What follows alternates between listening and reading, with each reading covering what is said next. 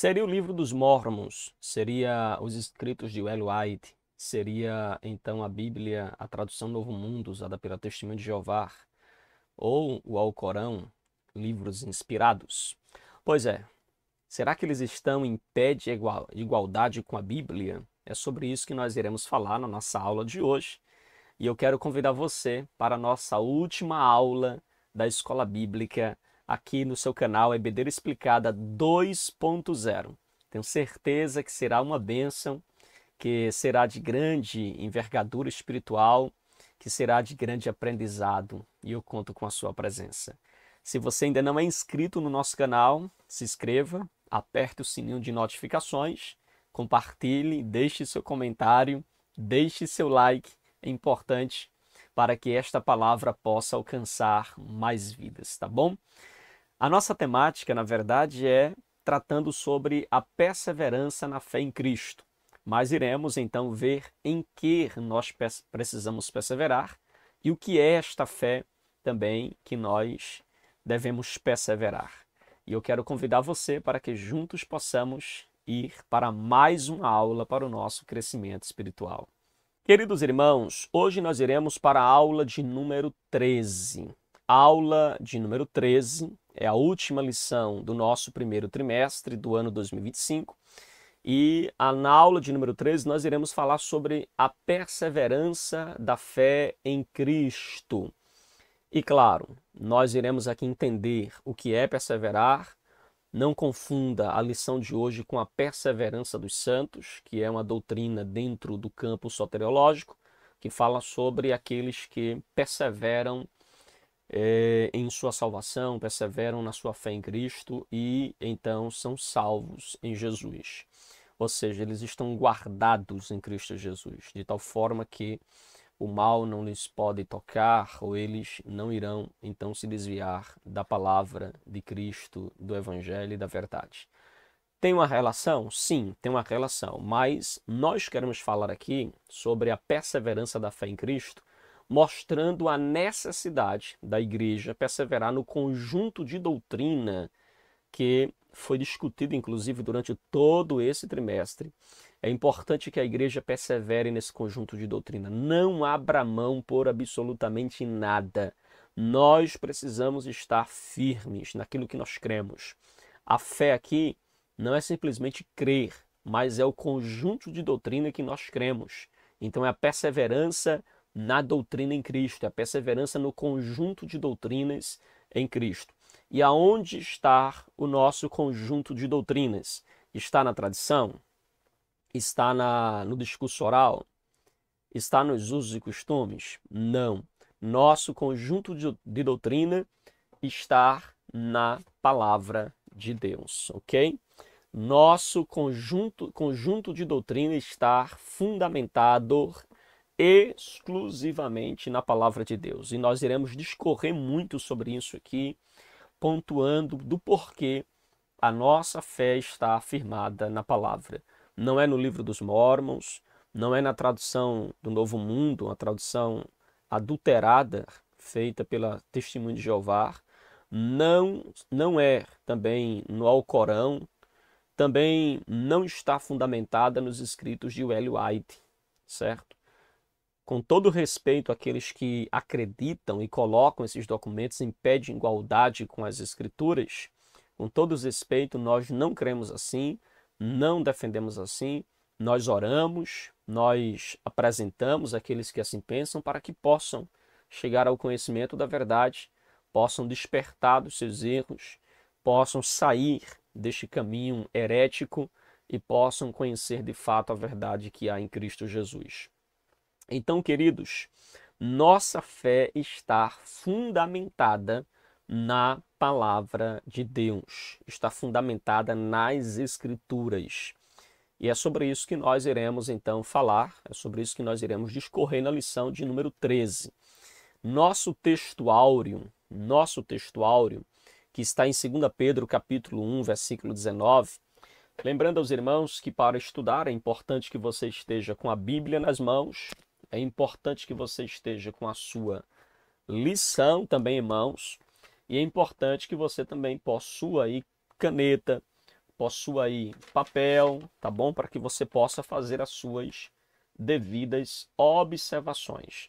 É importante que você esteja munido para estudar a nossa lição, estudar a palavra de Deus, ok? De Bíblia na mão ou de lição na mão, abra aí a sua Bíblia em 2 Pedro, capítulo de número 1, verso de número 19, que é o nosso texto áureo da lição de hoje, que diz assim: e temos muito firme a palavra dos profetas, a qual bem fazeis em estar atentos, como a luz que alumia em lugar escuro, até que o dia esclareça e a estrela da alva aplicada em seu coração.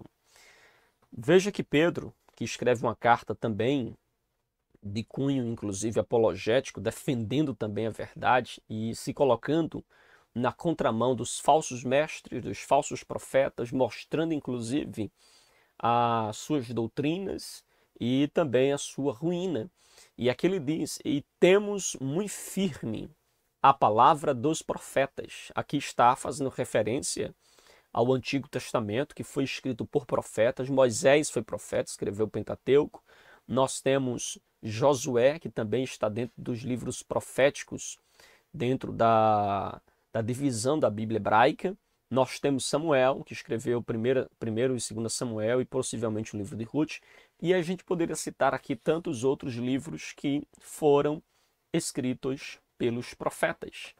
Então veja que estamos muito firme, né, a palavra, e temos muito firme a palavra dos profetas, a qual bem fazeis em estar atentos. Devemos estar sempre observando para esses escritos como uma luz que alumia em lugar escuro. Então, neste mundo, neste sistema organizado contra Deus, onde tudo é trevas, nós devemos estar com os nossos olhos bem abertos, olhando exclusivamente para a palavra de Deus, para a luz que alumia este lugar escuro, até que o dia esclareça e a estrela da alva aplicada em nosso coração. Que nosso coração esteja claro, esteja na luz, porque nós temos aí a palavra de Deus, como diz o salmista, no Salmo 119, versículo 105, lâmpada para os meus pés é a tua palavra, luz para os meus caminhos. A nossa verdade prática diz o seguinte: a Bíblia Sagrada é o único instrumento moral e espiritual estabelecido por Deus para aferir a nossa conduta diante do Criador, da sociedade, da pátria e da família. Olha que interessante, a expressão Bíblia Sagrada, aqui na nossa verdade prática, refere-se aos 66 livros que nós temos no nosso exemplar da Bíblia Sagrada, que está na nossa Bíblia. Os 66 livros, os livros, o Pentateuco, os livros históricos, os livros poéticos, os livros proféticos, os evangelhos e também as epístolas pastorais, as epístolas gerais, todas elas é o que nós chamamos então de Bíblia Sagrada, essa coleção de livros. E nosso autor foi muito pontual em dizer que é o único instrumento moral e espiritual estabelecido por Deus para aferir a nossa conduta. Então veja, a nossa vida, ela é aferida, ela é medida por este único instrumento, no que diz respeito à nossa vida moral, no que diz respeito à nossa vida espiritual. Nós pautamos a nossa vida pela palavra de Deus. Ela é a nossa única regra de fé e prática. Torna a dizer, é importante a gente repetir isso, mentalizar isso, internalizar isso, tendo em vista que é muito comum as pessoas se desviarem desta verdade e começarem a aplicar na sua vida ou a seguir ou ser guiado por outros instrumentos, a ser guiado por outros viés. Mas o verdadeiro cristão, o cristão autêntico, ele tem como única regra de fé e prática a palavra de Deus. E é isto que diferencia o cristianismo autêntico de todas as outras religiões ou de seitas ou até mesmo de religiões heterodoxas ou religiões que seguem conjuntos de doutrinas heréticas que vai na contramão dos princípios da palavra de Deus. Então a nossa vida, ela é fundamentada no que diz respeito a todos os aspectos, em especial moral e espiritual, é estabelecida, é medida pela palavra de Deus. A nossa conduta diante do Criador, diante da sociedade, diante da nossa pátria, diante da família, está pautada na palavra de Deus. Nós respeitamos a Constituição, mas entendemos que a Bíblia Sagrada está acima da Constituição. Nós respeitamos a Constituição, em especial naquilo que está debaixo da autoridade das Escrituras. E graças a Deus nós temos uma Constituição que dá essa liberdade. A Constituição nos diz que nós somos livres para professar a nossa fé, nós somos livres para cultuar ao nosso Deus, e nós entendemos que a nossa única regra de fé e prática é, então, a palavra de Deus, ok? Ela é quem rege a nossa conduta diante de Deus, ela é quem rege a nossa conduta diante da sociedade, ela é quem rege a nossa conduta em nossa pátria, em nosso país, e também ela é quem rege a nossa conduta em família. Amém, queridos? A nossa leitura bíblica em classe está em 2 Timóteo, capítulo de número 3, verso de número 17, capítulo 3, verso 10 ao verso de número 17, que diz assim: mas você tem seguido de perto o meu ensino, a minha conduta, o meu propósito, a minha fé e a minha paciência, o meu amor e a minha perseverança, as minhas perseguições e os meus sofrimentos, os quais tive de enfrentar em Antioquia, Icônio, Listra. Quantas perseguições sofri, porém o Senhor me livrou de todas. De todas elas. Nós temos ainda o verso de número 12, diz assim: na verdade, todos os que querem viver piedosamente em Cristo Jesus serão perseguidos. Versículo 13: mas os perversos impostores irão de mal a pior, enganando e sendo enganados. Aí diz assim o verso 14: quanto a você, permaneça naquilo que aprendeu e em quem acredita firmemente, sabendo de quem você o aprendeu, e que desde a infância você conhece as sagradas letras, que podem torná-lo sábio para a salvação pela fé em Cristo Jesus. Toda a Escritura é inspirada por Deus e útil para o ensino, para a repreensão, para a correção, para a educação na justiça, a fim de que o servo de Deus seja perfeito e perfeitamente habilitado para toda boa obra. Ok? Aqui nós temos a nossa leitura bíblica. Inclusive, irmãos, nosso autor, ele vai trabalhar bem esse texto aqui, que será aqui, inclusive, a base para os tópicos que virão. Vamos então aqui para o nosso objetivo. Nós temos 3 objetivos na nossa lição de hoje. Primeiro, mostrar que diante das heresias é preciso ter perseverança. Em segundo lugar, enfatizar a necessidade de sempre aprender com a palavra de Deus. Nunca devemos, irmãos, achar que já alcançamos ou que já sabemos de tudo. E em terceiro lugar, dialogar com a realidade atual a partir do texto bíblico. Alguém já disse que o pastor, o pregador, ele precisa estar com a Bíblia na mão e o jornal na outra, ou seja, precisamos estar atualizado do contexto em que nós vivemos, para que possamos, então, a partir do texto bíblico, a partir das Escrituras, dar resposta à nossa época, à nossa geração, ok? Pregar, ensinar não é apenas fazer exposições do texto sagrado, mas é linkar também com a atualidade, é linkar com o momento em que nós estamos vivendo, é aplicá-lo para o momento atual.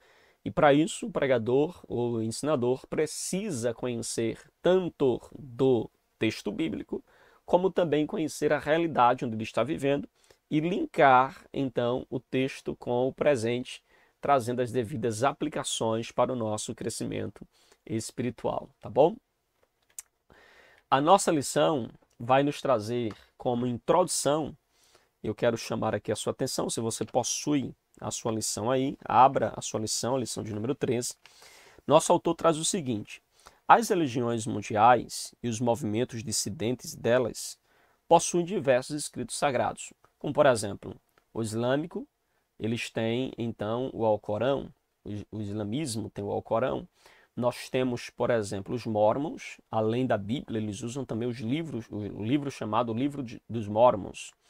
Nós temos também, por exemplo, os Testemunhos de Jeová, que além de usar, eles usam, né, a Bíblia, a tradução Novo Mundo, que na verdade é uma tradução bem peculiar deles, fazendo as alterações para que o texto se adeque ao seu conjunto de doutrina, e tantos outros que seguem desta mesma natureza. Não tem a Bíblia como uma única fonte de fé e prática. Então, no cristianismo, diferente destas religiões, no cristianismo a fonte de autoridade é a Bíblia Sagrada. A nossa única regra de fé e prática é a Bíblia. Não é o estatuto da igreja, não é o conjunto, a declaração de fé, por exemplo, da igreja, embora ela esteja diretamente fundamentada nos textos bíblicos, é um conjunto de doutrina, ou a explicação dela, ou de forma detalhada aquilo que nós cremos, mas está passível de erro. Então, portanto, a nossa única regra de fé e prática, irmãos, é a Bíblia. Não é o estatuto da denominação, não é o conjunto de doutrinas desenvolvidos pelos teólogos daquela denominação, até porque quando a gente tem dúvida, a gente confere se aquilo está coerente com as Escrituras. Então, a autoridade bíblica, a Bíblia, ela é uma autoridade, ela é autoritativa porque ela deriva, a sua origem é Deus. Então, ela vem de Deus, que inclusive nos permite chamar Bíblia de Palavra de Deus. Nós chamamos a Bíblia de Palavra de Deus porque ela é inspirada por Deus. Embora Deus não tenha escrito a Bíblia, Jesus não tenha escrito a Bíblia, ela é escrita por homens que foram inspirados por Deus a escreverem as palavras que Deus então os inspirou a escrever. Portanto, como diz Crisóstomo, nós cremos, irmãos, que toda a Bíblia, de Gênesis a Apocalipse, ela é a palavra de Deus. Nós cremos na inspiração de cada palavra. Nós cremos na inspiração de cada sílaba. Ela é importante. Por isso que quando nós estudamos a Bíblia, nós devemos estudá-la minuciosamente. Nós precisamos estudar versículo a versículo, palavra por palavra, porque elas foram dadas pelo Espírito Santo e ela é importante para a nossa compreensão. Então, isso encerra a superioridade das Escrituras como plena, ou seja, ela é plena, total, garantia de infalibilidade, mas não falta quem indevidamente reivindica essa mesma autoridade ou até mesmo mais do que as Escrituras. Então, veja, o nosso autor, ele pontua que, embora haja aquela classe religiosa ou aquele grupo religioso que tem a Bíblia como autoridade máxima, superior, a Bíblia como autoridade divina, palavra de Deus, há, no nosso tempo, também aqueles que, embora se identifiquem como evangélicos, se identifiquem como seguidores de Cristo, que creem em Deus, mas não tem como base de fé, não tem como fundamento a sua fé a palavra de Deus. Eles, infelizmente, reivindicam indevidamente outros escritos, seja de um profeta, seja de alguém importante dentro do seu grupo religioso, como inspirados, o que vai na contramão daquilo que nós cremos na palavra de Deus ou naquilo que nós acreditamos ser, de fato, a autoridade que deve reger e governar a nossa vida.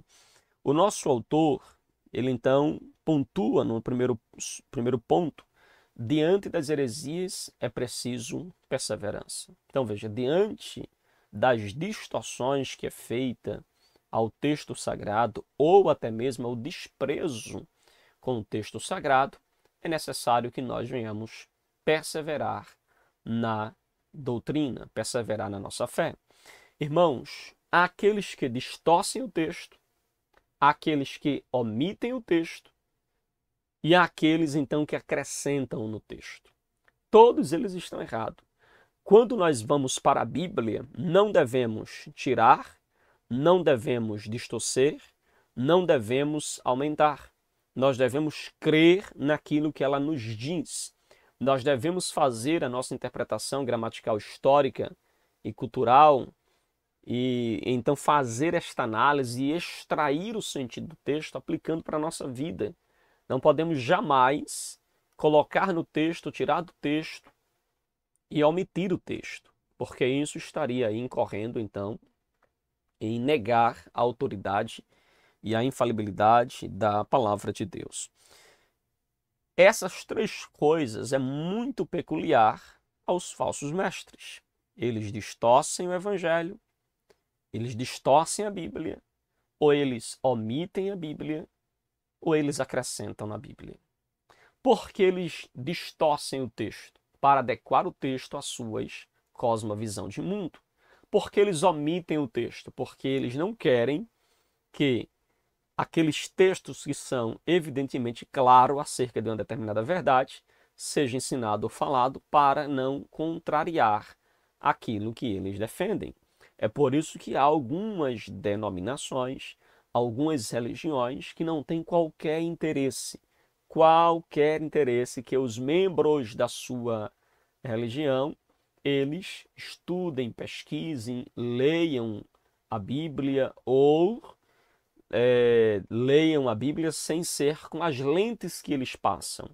Você sabia que tem grupos religiosos que dizem que a Bíblia só é corretamente interpretada à luz do texto que eles fizeram, na luz do texto que eles criaram como regra de interpretação? Isso nos priva da liberdade, então, de conhecer de fato o texto. De fato, aquela verdade que a gente já conhece, irmãos, que o conhecimento também, ele liberta. Então, há pessoas que têm medo que os seus membros, que as pessoas busquem conhecimento, talvez por causa que eles não querem que elas sejam libertas. Há denominações que proíbem que os seus membros leiam livros de outras religiões ou livros que não sejam publicados exclusivamente dentro do seu grupo religioso. Desta forma, faz com que os seus fiéis conheçam apenas um único viés, conheçam apenas um único lado, conheçam apenas tem uma leitura viciada do mundo, uma leitura inclinada por causa desta forma de compreensão. Então, irmãos, é muito comum que eles distorçam e que eles omitam. E também há aqueles irmãos que acrescentam. Eles vão além do que o texto diz. Eles vão além do que está escrito. Eles vão além do que a Bíblia está falando. Alguém já disse que aonde a Bíblia se cala, nós não podemos ter ouvido. Ok? Se a Bíblia se cala, você não tem mais o que falar. E se alguém fala no silêncio da Bíblia, acrescentando ou modificando, nós não devemos ter ouvido para este discurso. Compreende? Então, queridos, os falsos mestres, inclusive a carta de Paulo a Timóteo, a primeira e a segunda, a carta a Tito e as epístolas de Pedro, as epístolas de João, de Judas, também têm um cunho apologético. Embora as epístolas de Paulo a Timóteo, 1ª e 2ª Timóteo, sejam conhecidas e corretamente como epístolas pastorais, da mesma forma a carta a Tito também é conhecida como epístola pastoral, nós devemos entender que ela também tem dentro de si um cunho apologético. E você percebe que a apologética que Paulo faz aqui, ele faz inclusive refutando as ideias heréticas dos falsos mestres. São refutações às heresias contra as fábulas ou genealogias intermináveis. Irmãos, naquela época já havia pessoas que confundiam os irmãos, tentando fazer ali uma exegese dos textos e buscando ali chegar a achar, né, o início de alguma coisa ali no que diz respeito à genealogia interminável, nunca chegava no fim. E aí você vê então que eles seguiam as fábulas, ao invés de se apegarem à palavra de Deus, eles seguiam então as fábulas, as invenções, as imaginações de homens cujo propósito não era de fato servir ao Senhor. E Paulo vai orientar, inclusive lá na sua primeira carta, no capítulo 6, versículo 20, Paulo fala sobre algo muito interessante que eu quero compartilhar com você, o versículo. Abra aí a sua Bíblia, 1 Timóteo capítulo 6, versículo 20, olha o que diz. E você, ó Timóteo, guarde o que lhe foi confiado, evitando os falatórios inúteis. Perceba, olha as coisas que Timóteo deveria evitar. Falatórios inúteis. O que seriam falatórios inúteis? São conversas e diálogos ou discussões teológicas que não levam a lugar nenhum.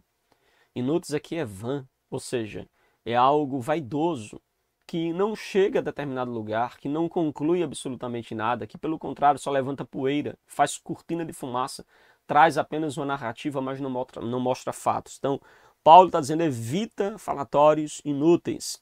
E ele diz ainda, evita também falatórios profanos, ou seja, concepções, ideias que chegam a manchar a imagem do Evangelho, a imagem de Cristo, que não traz edificação.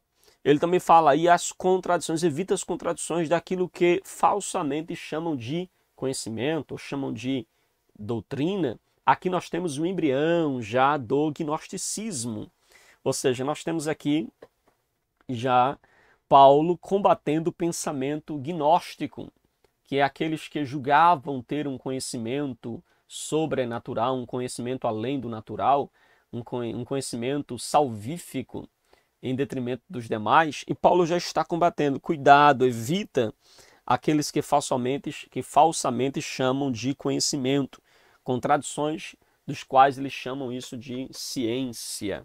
Então, muito cuidado com relação a isso.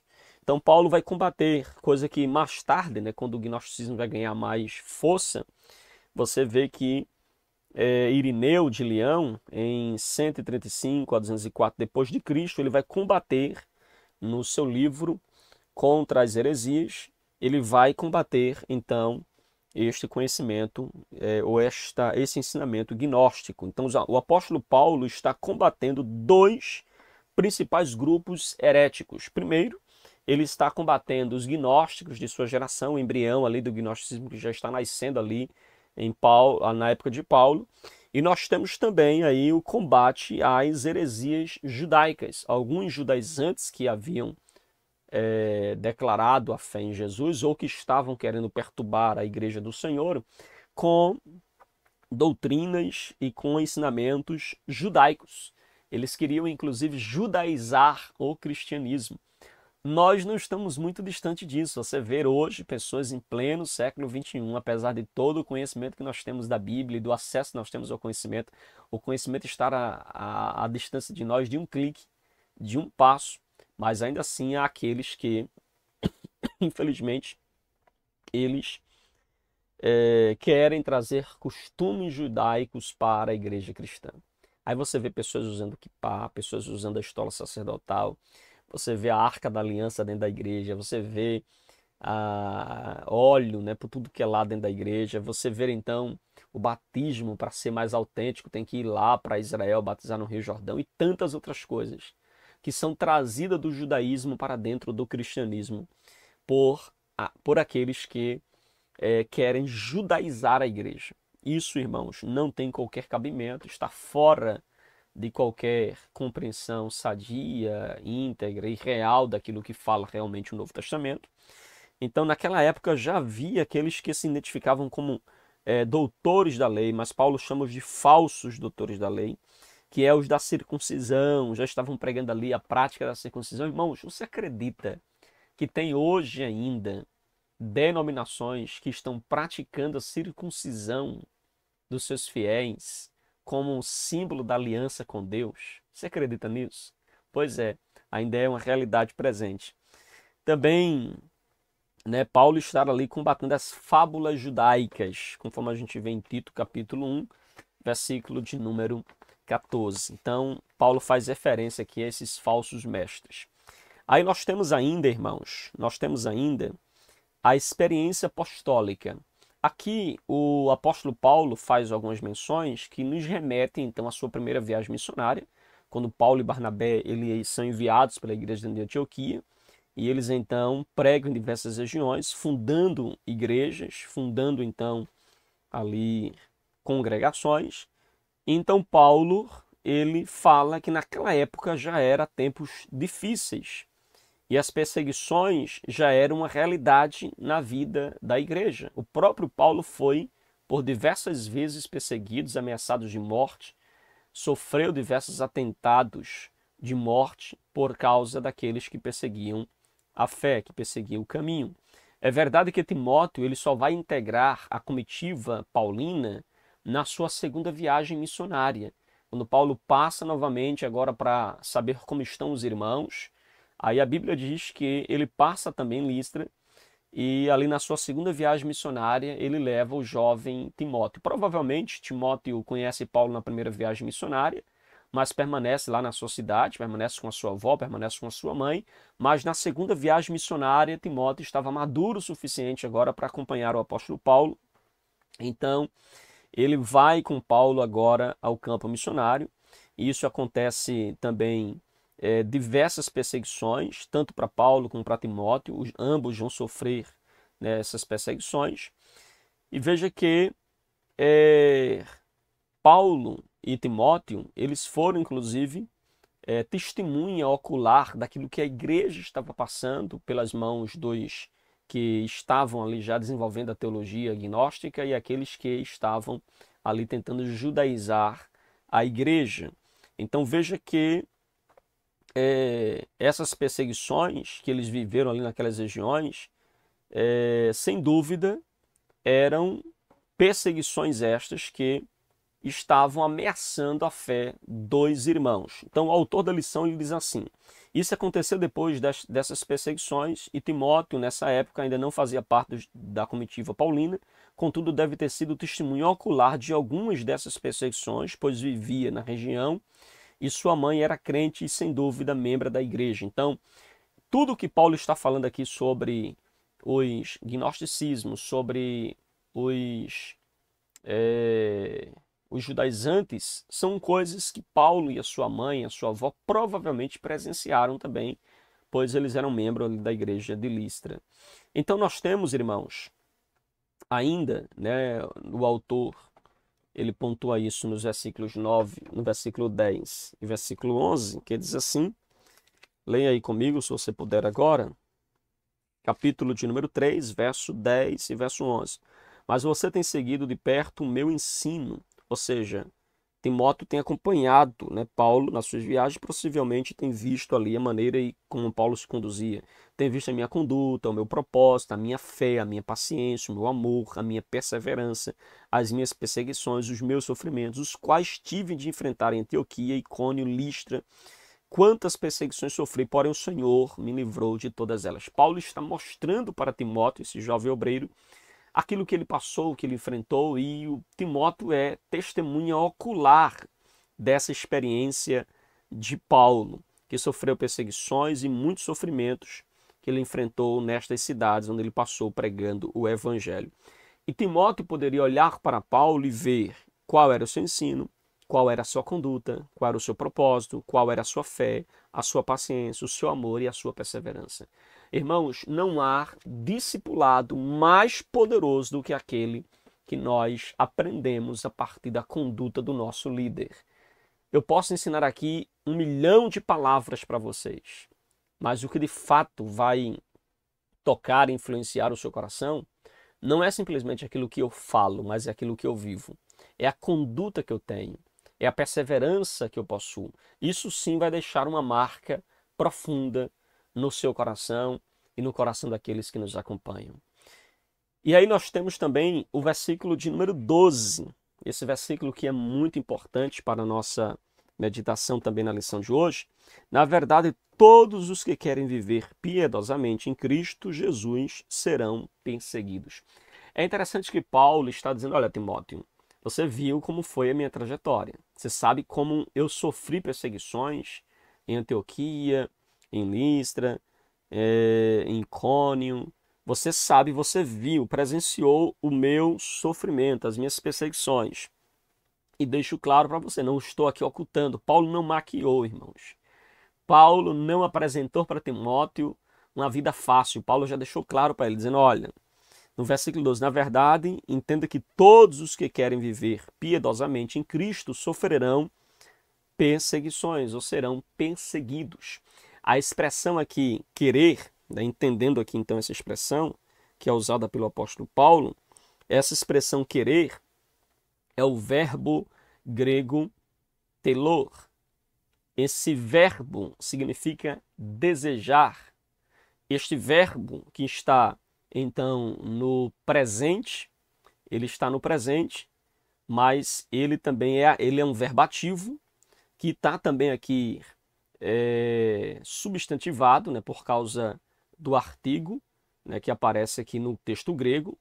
Então você vê que este termo significa, por estar no particípio presente do indicativo, isso mostra então que esse querer é um querer continuamente, é um querer permanente, é um querer contínuo.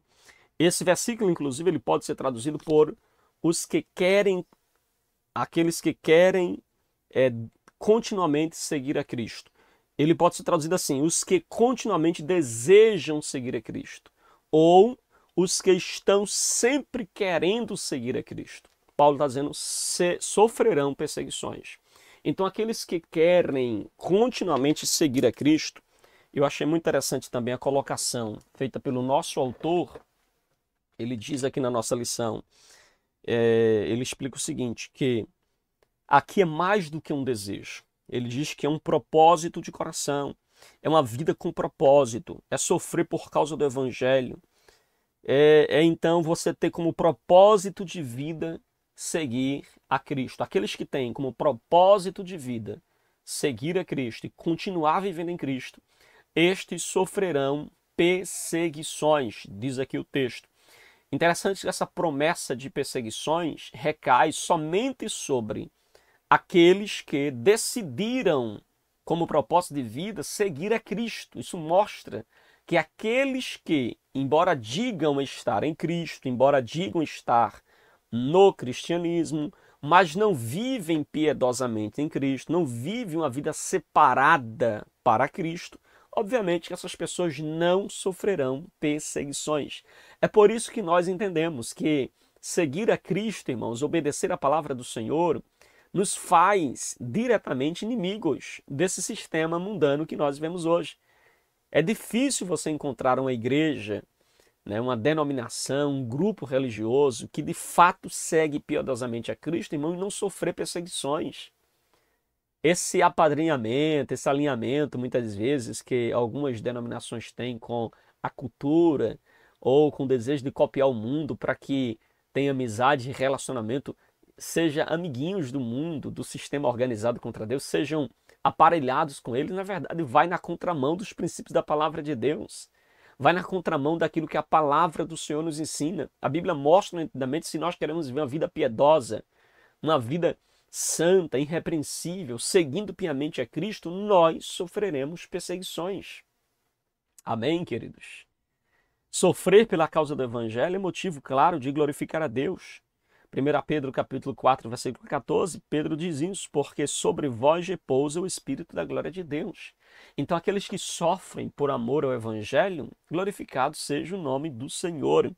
Isso é, na verdade, o que Deus espera de cada um de nós na atualidade. Se nós decidimos seguir a Cristo piedosamente, vamos sofrer sanções, vamos sofrer perseguições, vamos ser desprezados, vamos ser tratados com desdém por causa da nossa fé em Cristo Jesus.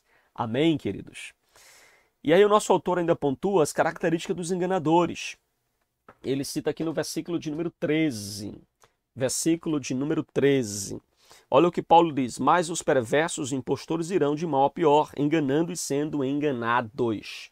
Então veja, o termo usado por Paulo aqui, enganadores, ou impostores, é o termo grego goês, uma palavra que aparece 9 vezes no Novo Testamento e nenhuma vez na Septuaginta, usado na antiga literatura grega como embusteiros, impostor, feiticeiro, charlatão, encantador. Então essas pessoas denunciadas por Paulo pertencem ao campo religioso. Paulo está falando aqui não é de pessoas de perseguições externas. Paulo está falando de coisas internas, irmãos. Surgirão no nosso meio impostores, charlatões, homens gananciosos, avarentos, cujo Deus é o ventre, cuja busca única é financeira e não pregar o genuíno evangelho. Surgirão no nosso meio isso. E Paulo fala aqui que haverá esses embusteiros, esses impostores, feiticeiros, charlatões. É o que a gente vê aí, irmãos. Tem pregadores que parecem feiticeiros, irmãos. Está toda hora revelando CPF, revelando o nome do pai, da mãe, do filho, do tio, do primo, nome disso, daquilo, fazendo adivinhações. Não, não é revelação, é fazendo adivinhações. São feiticeiros. Eles praguejam quem vai na contramão deles. Eles praguejam quem, porventura, se levanta e mostra que eles estão errados, porque eles são feiticeiros. Eles amaldiçoam, irmãos, quem contraria eles. Então nós temos hoje charlatões, nós temos hoje feiticeiros, nós temos embusteiros, impostores, encantador. E Paulo denuncia todo este grupo aí que estão dentro, inclusive, dentro da religião, está dentro do cristianismo, irmãos, querendo corromper o genuíno evangelho. Isso indica que o apóstolo está se referindo aqui a ensinadores e doutrinadores de mentiras, falsos mestres, em nada diferem dos falsos doutores. Nenhum deles deve ter, ou nenhum deles tiveram um futuro promissor. Você vê que no Antigo Testamento todos eles se deram mal, no Novo Testamento não será diferente, na atualidade não será diferente. Eles serão um dia cobrados duramente por essas atitudes erradas e heréticas que eles pregam e que eles vivem. O nosso autor ainda usa aqui na sinopse do ponto 1, a perseverança na fé é fundamental diante das heresias, ok?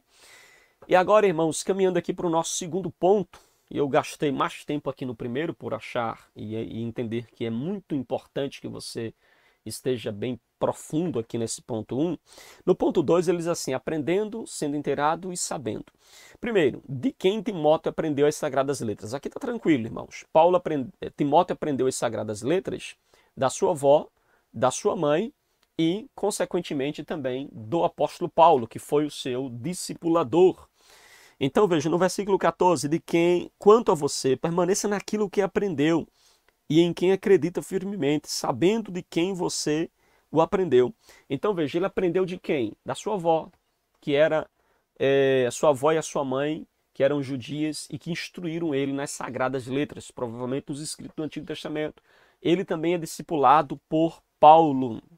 Então você vê que as Sagradas Letras aqui é uma referência aí às Escrituras Sagradas, na qual o jovem Timóteo foi ensinado. No segundo subponto, nós temos permanecendo firme nas Sagradas Letras. Paulo orienta que Timóteo esteja firme nestas Sagradas Letras da qual ele aprendeu. Versículo de número 15, que diz assim: e que desde a infância você conhece as Sagradas Letras, que podem torná-lo sábio para a salvação na fé, pela salvação pela fé em Cristo Jesus. Então veja que Timóteo ele deve permanecer firme nas Sagradas Letras. Timóteo é exortado a permanecer naquilo que aprendeu. E aí nós temos aqui que ele estava inteirado, ele deveria fazer isso por duas principais razões. Primeiro, porque sabia de quem tinha aprendido, aprendeu de pessoas confiáveis, sua avó, sua mãe e também do apóstolo Paulo. Segundo, porque as Sagradas Letras aqui, os escritos sagrados, a Bíblia, a quem a sua avó, a sua mãe e Paulo haviam instruído, é extremamente confiável. Então aprendemos com isso, irmãos, a importância da educação cristã dos filhos, dos pais, da igreja. É importante os pais ensinar os filhos no caminho que devem andar para que quando crescer não venha se desviar dele. Nós devemos praticar o que diz lá a palavra em Deuteronômio, capítulo 6, que mostra para nós que nós devemos ensinar os nossos filhos deitado, em pé, andando, levantando, em todo tempo, em toda hora. É importante nós estarmos instruindo nossos filhos na poderosa palavra de Deus.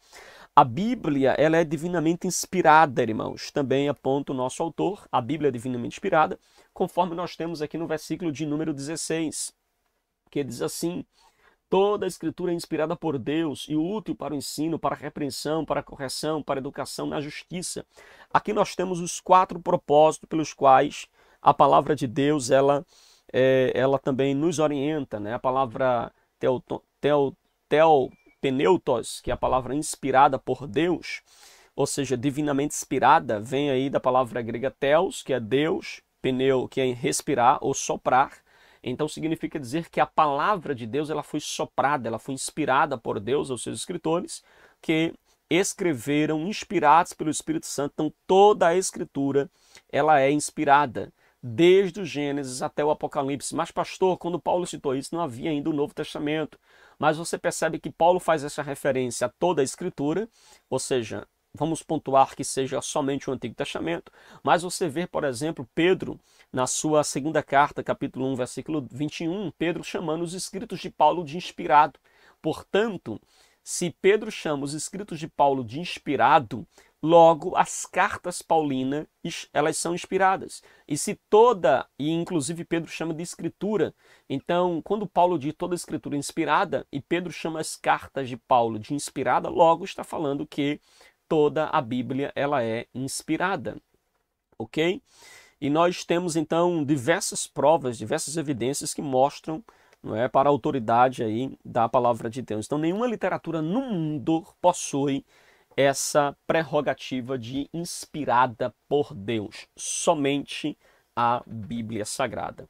A sinopse do ponto 2 diz: quem aprende a palavra de Deus persevera e permanece na verdade. E caminhando aqui para o nosso último ponto, que diz assim: tendo as escrituras como fundamento, né? Tendo as escrituras como fundamento, nós temos a autoridade apostólica, que eu já falei aqui, certo? E que os escritos de Paulo ele é inspirado, por essa razão, Pedro chama esse livro de inspirados. Você vê então que o próprio Paulo faz menção aos evangelhos de Lucas e de Mateus, dizendo que todo trabalhador é digno do seu salário, apontando para os textos de Mateus e de Lucas como livros inspirados. Nós temos os escritos de Pedro, lá em 2 Pedro 3, 15 e 16, e também o versículo 21, apontando que os escritos de Paulo são inspirados. Nós temos a abrangência dessa inspiração, tanto o Antigo como o Novo Testamento, de Gênesis e Apocalipse, são inspirados. Então, toda a escritura é inspirada, não se restringe apenas ao Antigo Testamento, mas aí abrangente a todos os livros da Bíblia, os 66 livros da Bíblia. Como Pedro mesmo fala, para que vos lembreis das palavras que primeiramente foram ditas pelos santos profetas e do mandamento do Senhor e Salvador, mediante os vossos apóstolos. 2 Pedro, capítulo 3, versículo de número 2. Amém, queridos? E aí, por fim, o manual de Deus. A Bíblia é o nosso manual. Ela nos ensina, ela é proveitosa para ensinar, para redaguir, para corrigir, para instruir em justiça, como a gente vê no versículo de número 16 e no verso 17, aponta que ela nos prepara para toda boa obra. Amém, queridos?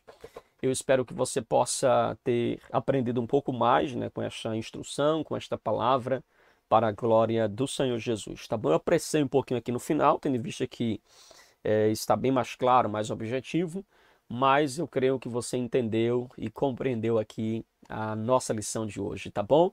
A sinopse do ponto 3 diz assim: toda a palavra de Deus é autoritativa, ou seja, ela tem autoridade porque ela é de Deus e é regra fundamental para a nossa vida. Amém? Quero encerrar com esta frase: o verdadeiro cristão orienta a sua vida não por ideias, não por filosofias, não por ciências ou profecias humanas, mas exclusivamente pela palavra de Deus. Amém? Que Deus abençoe sua vida. Muito obrigado pelo carinho, né, de você nos acompanhar até aqui e aprender mais esta verdade para a glória de Deus, tá bom? Meus queridos e amados irmãos, chegamos ao finalzinho de mais uma pré-aula aqui do seu canal EBD Explicada 2.0. Que Deus te abençoe, muito obrigado pelo carinho de você ter ficado conosco até aqui e aprendido um pouco mais da poderosa palavra de Deus. Lembrando aos irmãos que no próximo domingo, no caso, na próxima aula, já estaremos, na verdade, no nosso próximo trimestre, no nosso segundo trimestre da nossa escola bíblica, aqui do seu canal EBD Explicada 2.0, tá bom? Fica na paz, que Deus te abençoe e até a nossa próxima pré-aula, em nome de Jesus.